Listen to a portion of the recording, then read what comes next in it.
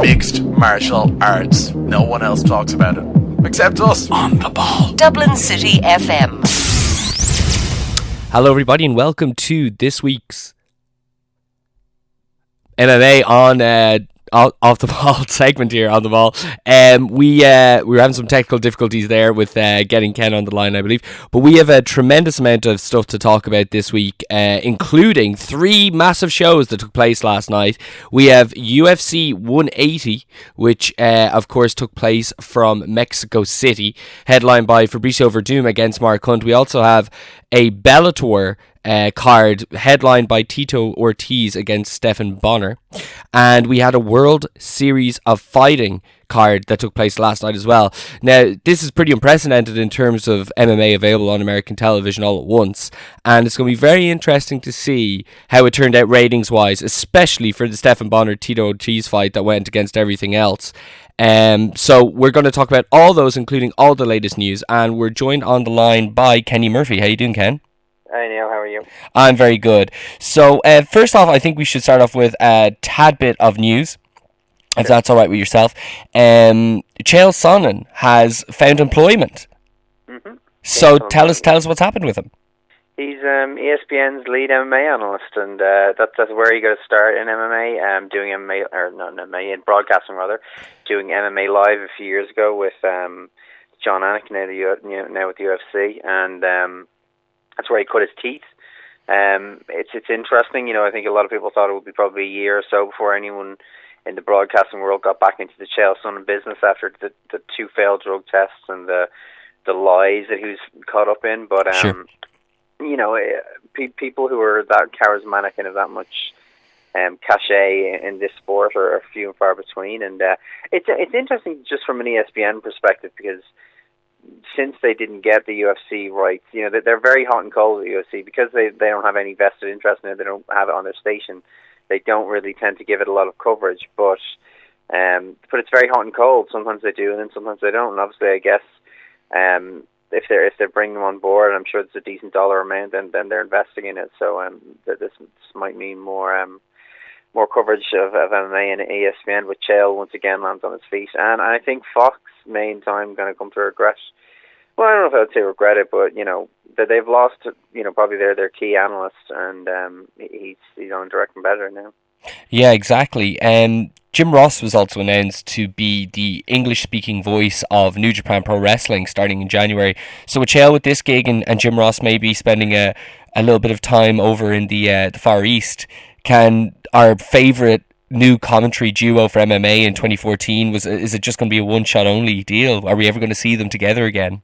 I would imagine Chael's deal with ESPN would preclude him from doing any other MMA broadcasting, and I don't see there being any chance of him doing pro wrestling anyway. So, Anthony Rumble Johnson has been reinstated after the civil temporary protection order that was filed against him in September. It was basically been dismissed and dropped out of court. So pretty much Anthony's been given the all clear, and these were they're now just seen as simply allegations and nothing more than that. Yeah, and then he's announced for the second ever UFC Stadium show. So it's a funny one. You go from suspended to being in what'll be the second biggest gate in UFC history in all likelihood in Europe in February or March of next year. Yeah, so I was actually going to talk about these stadium shows with you, because obviously there's a few that are earmarked for next year potentially. There is a new stadium in Sao Paulo which is opening up. That's 50,000 people. They're looking at that. Then there's the Etihad in Melbourne that they're looking at. Then they're obviously, people are saying Croke Park or the Aviva over here for McGregor sometime in the next, 12 to 18 months. And there's is it the Tele2 Arena in Stockholm? Is the one with Gustafsson against Anthony Johnson. So he's headlining this show, essentially. Yes, Gustafsson against Rumble will be the main event of that show in Sweden, yeah. And we also have Dan Henderson against Jared Musasi as well. Gegard Musasi, yeah. So does that mean to you that it's a lock they're going to sell 30,000, or would this have only really worked if Gustafsson was actually challenging for the belt?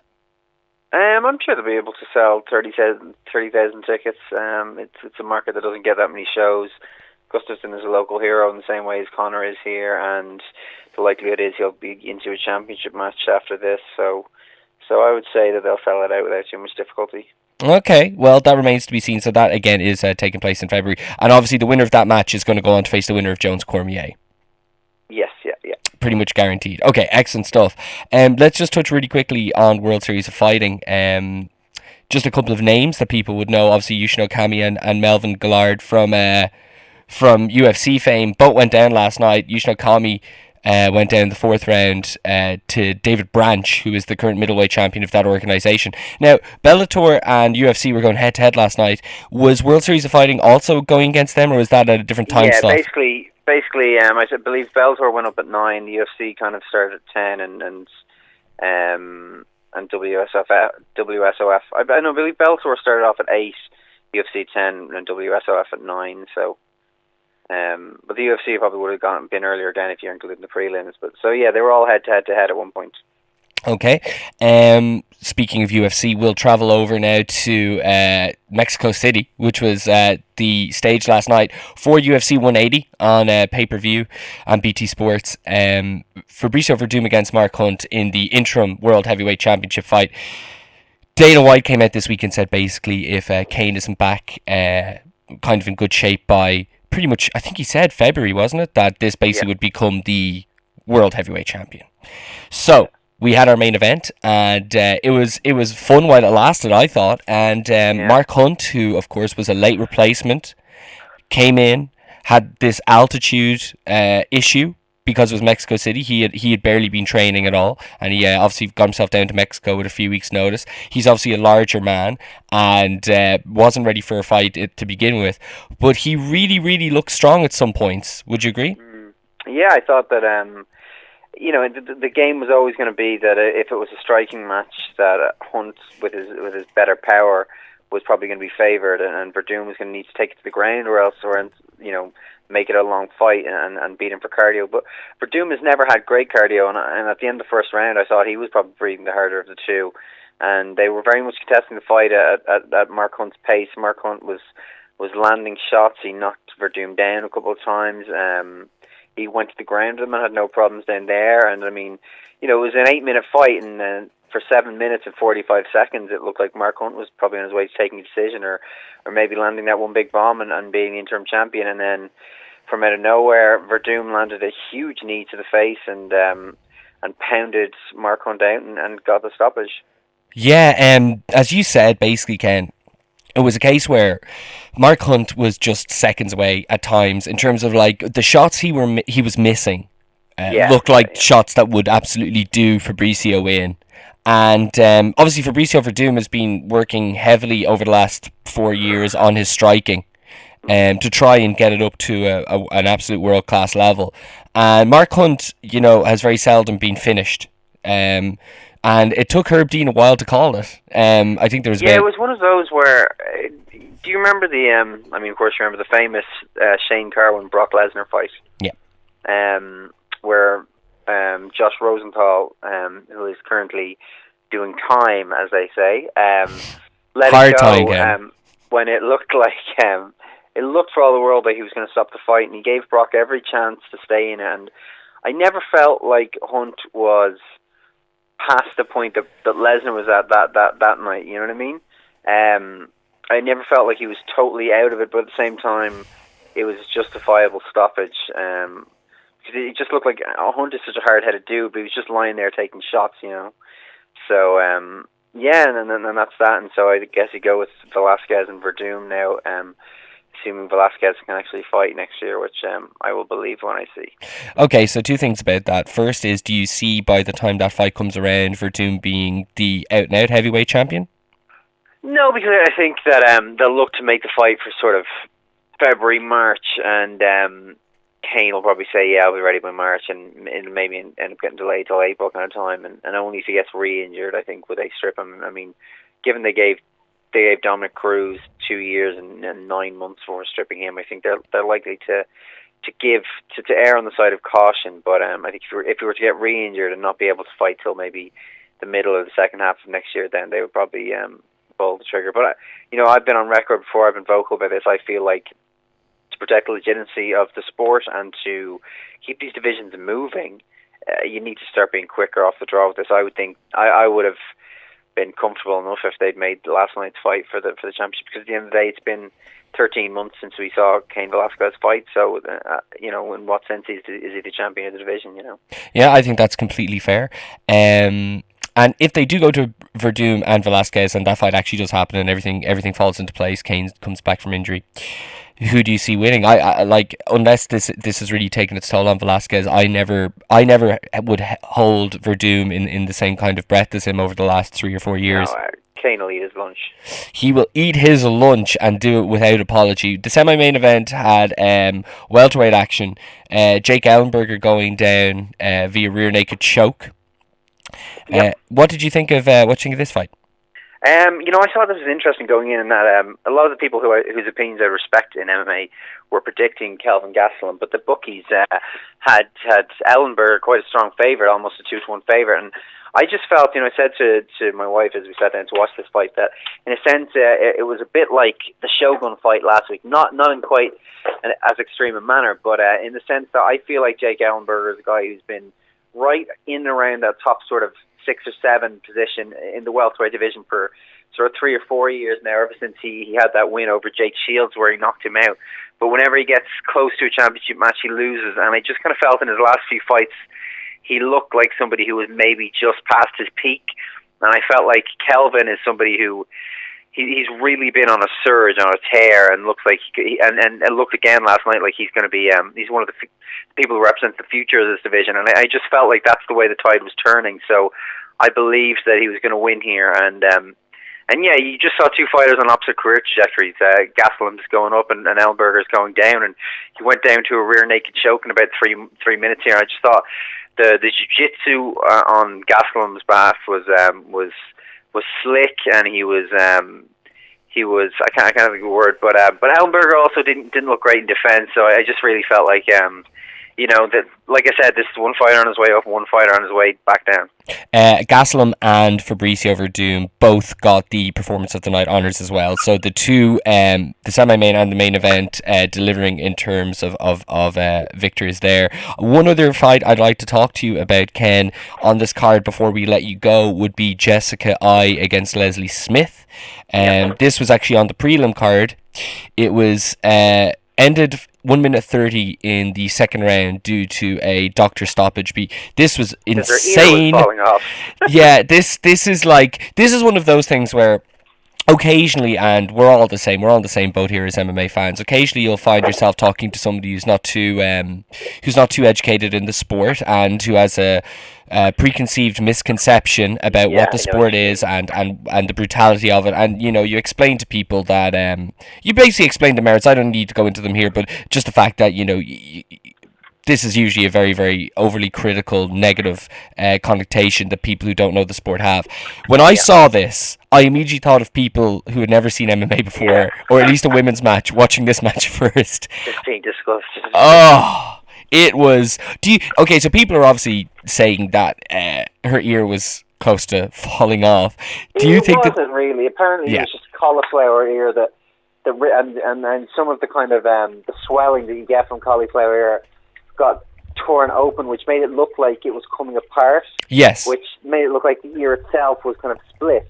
But it wasn't the ear itself, apparently. No. So that's certainly what it looked like on television. It is what it looked like. But yeah, for those of you who don't know, the people who get cauliflower ear jump at the very, very top of their lobe, all that extra cartilage can under the right circumstances, can come off as easy as it appears. You know what I mean? Yeah. It is just this extra bit of... To be honest with you, cauliflower is absolutely disgusting.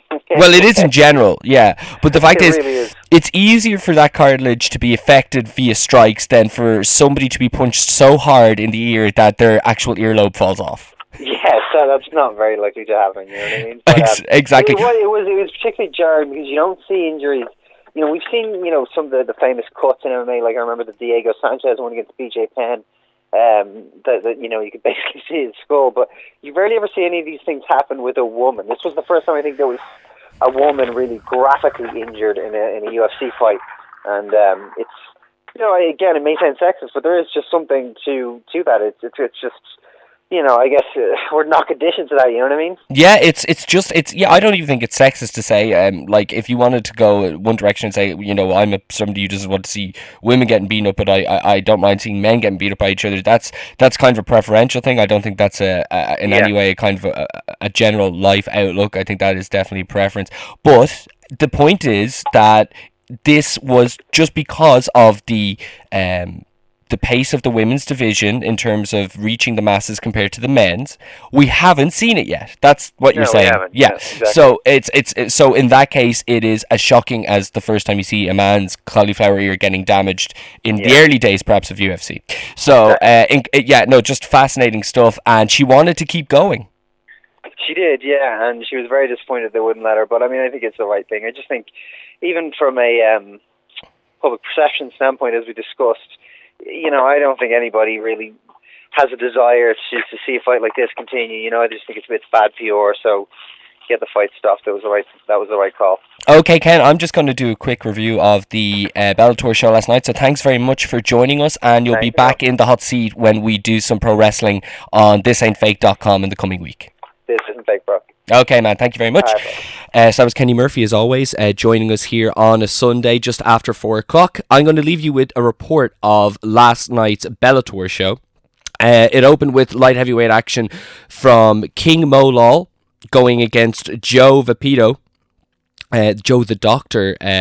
So King Mo basically coming off a kind of a sketchy win-loss record over the last little while, finally got his win back, a TKO in 39 seconds of the third round, and very impressive showing by King Mo.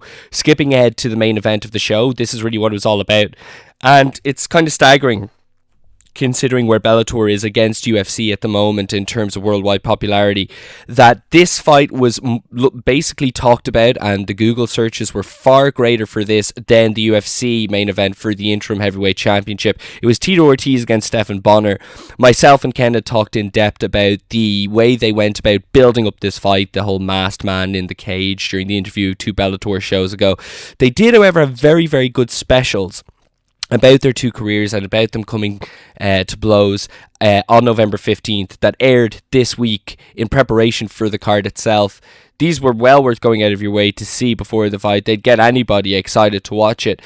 The unfortunate thing was when this started in the cage, it was just one of those where you could see that for all the name value that these people still have, or at least did have, the fact is that they're a lot older now and there's a reason they're not competing at the highest level. Tito Ortiz was barely able to kind of dodge any punches coming from Bonnar. He was barely able to move his head properly. Very, very slow on all accounts. Bonnar was in fact 2 years out of the cage before coming into this fight, so he was always going to be a little bit rusty. Eventually, though, the fight started to change tide, and Ortiz got some very intense knees to the chest in and kind of took down Bonnar quite a bit, leading to a split score decision for Tito Ortiz, 30-27, 28-29 and 30-27 when it went to the judges.